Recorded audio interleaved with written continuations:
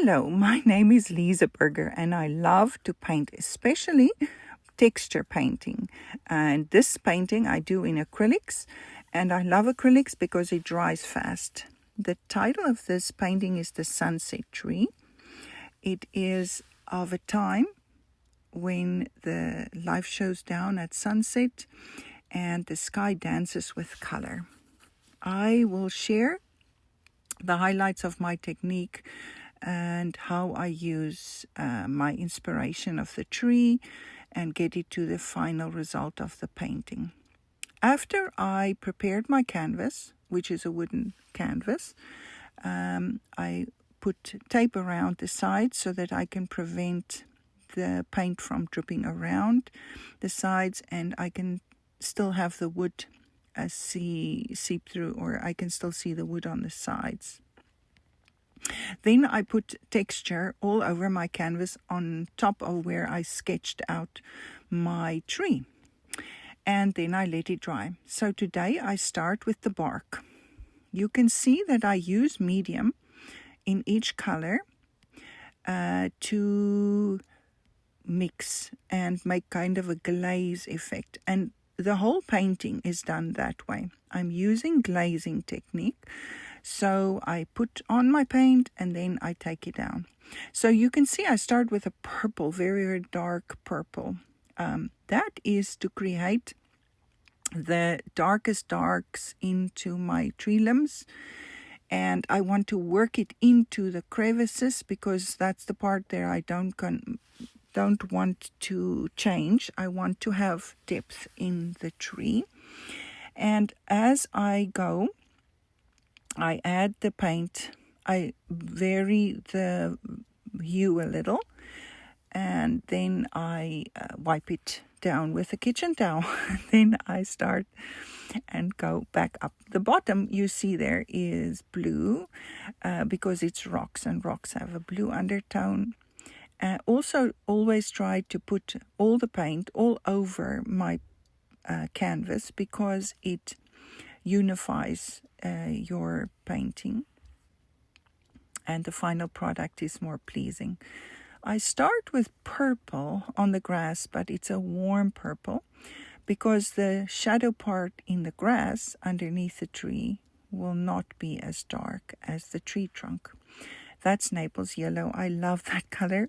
And you will see as I add different glazes over each other and wipe them down, you will get a very interesting effect. And this is part of your process. So it's not prescriptive what colors you should be using. As long as you focus on using a medium, a dark, and a lighter hue to create some depth. That's a lime green, and I'm going to use it on my tree now. It's very, very, very, very vivid. Because it's a sunset picture, it's probably not going to stay that very vivid color, but I want to create a contrast between my darks and my lights on my tree so that I can get some in details and some interest. I'm going to now start with my background because colors you put next to each other will always influence each other. See, I made a mixture there, and I'm now trying to put some shadow on the bottoms of the tree limbs to create some 3D effect. And I have mixed it until I'm happy with it. It's a little bit more muted and not as high chroma as well. And I'm working from both sides because it's a long painting. And you will see that I leave some of the areas. I leave some of the very vivid green, and some I work over, and then I wipe it to show the underneath areas. There you go. So I like to work this way because it's like I talk to the painting and the painting talks back to me. Now I stand back, I look, and I decide, now I'm going to do my background. The sunset and the colors I use in the sunset, I have a reference photo that I use more or less. It's kind of a band of orangey yellow across the sky. So I'm now working in the red, I'm working into it a little bit more yellow so I can get my orangey color. That's more like it. And then I'm going to put it in the background because the contrast of the green and the orange is opposites on the color wheel, and they create a high contrast area. So there you go. Looks nice. And now I will wipe it. And this is how I will keep doing it, adding, taking, wiping, adding, wiping. Okay, so I have a purple at the bottom, and then in the middle I will add some more purple. You can see I add and take, wipe and add and wipe. And this is a very fun part of the painting because you basically can imagine your sky just the way you like it. And you can also manipulate the darker and the lighter areas. Now I'm mixing in my matte medium with the Naples yellow, and I'm going to work it over the blue and then the blue over the yellow, and I will continue. So you can see how the color where the blue and the yellow cross over each other, it becomes a little more muted. And I'll use that to make sure that I don't have the same high chroma area all over my painting.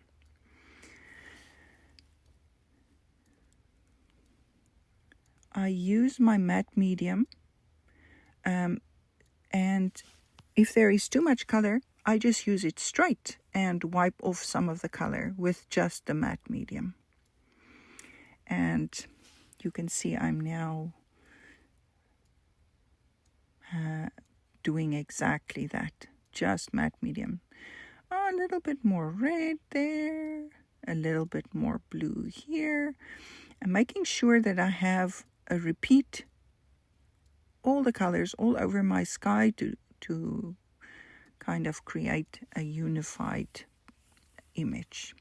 I also put some of it into my rocks because the sky will reflect into the plane of the rocks, and that is how you make sure that it looks more natural. Okay, so the blue is supposed to be on the shadow side of my rocks, and now I have done enough. I'm waiting for it to dry, so I'm going to cover my glazes until tomorrow with press and seal. It works very well and it won't dry out until tomorrow. And then I will come back tomorrow, the next day, and I will now be putting over some of my highlights. So I take a brush and I just touch the tops of my texture, just like with a real tree, where just the tips of the limbs will have most of the color. And I'm using it straight out of the tube because I want it to be as high chroma as possible.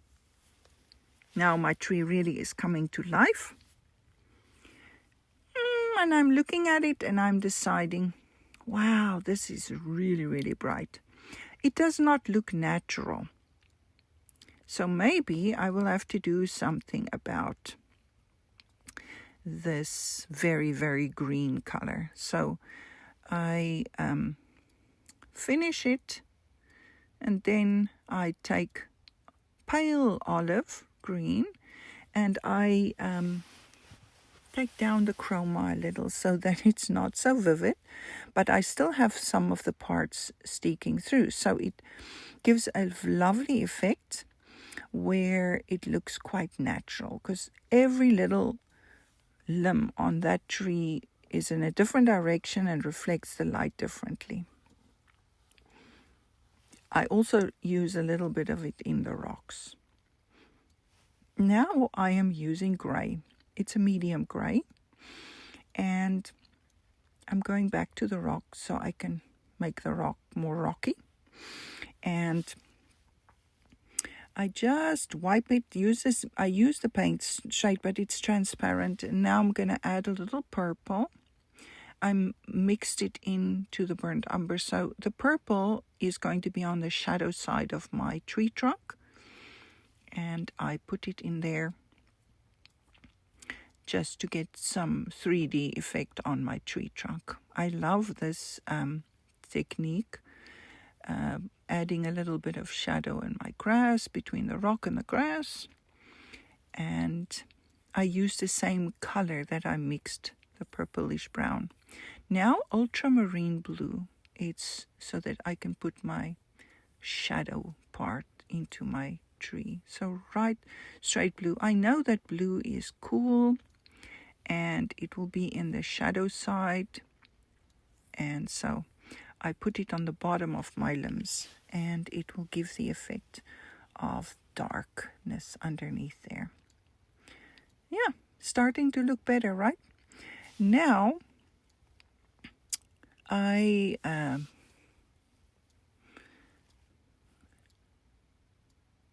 decide that the side of my canvas, on one side of my canvas, I want to darken it a little so that I can keep the eye inside my canvas on the tree. So I add a lot of contrast with dark orange and more muted gray, dark gray blue, so that I can get the eye to run up and down the tree and not run out of the painting. Because in this case it doesn't have a focal point, it has a focal main character, which is the tree. And there I am ready. Put a little bit more yellow for my very, very vivid highlights, just the tippity tips of my tree. Now I'm starting to get really happy because the yellow in the background, sunset, and the yellow turning my limbs a little yellow gives a great effect. And that is, make sure that I add a little yellow in my rocks.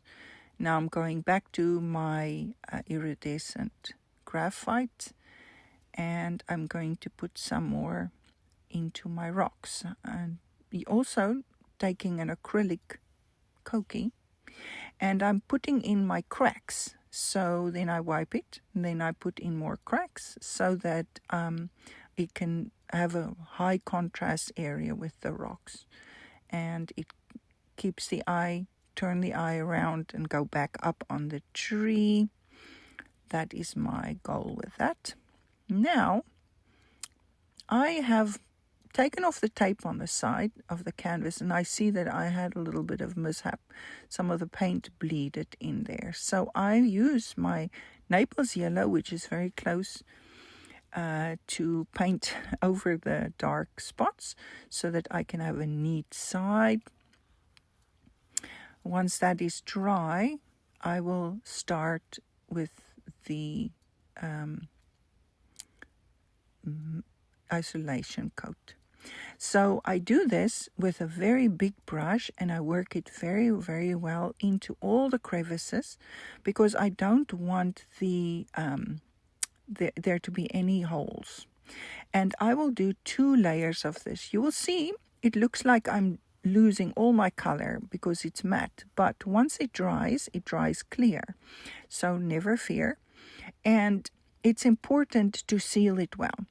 Very easy to keep it clean, and it also is very sturdy once it is done. I also put some of the isolation coat on the sides to seal the sides.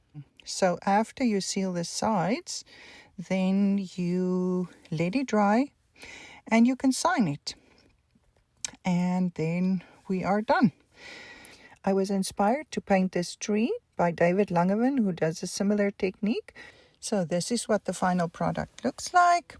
I'm very happy with it, and painting is such a fun activity. I do commissions. I can do any size. I like large paintings. Love doing seascapes and all kinds of things. So you can contact me on my email at lizeforart@gmail.com, and we can talk about lessons. I do give lessons as well. I hope you enjoyed this video. See you again soon.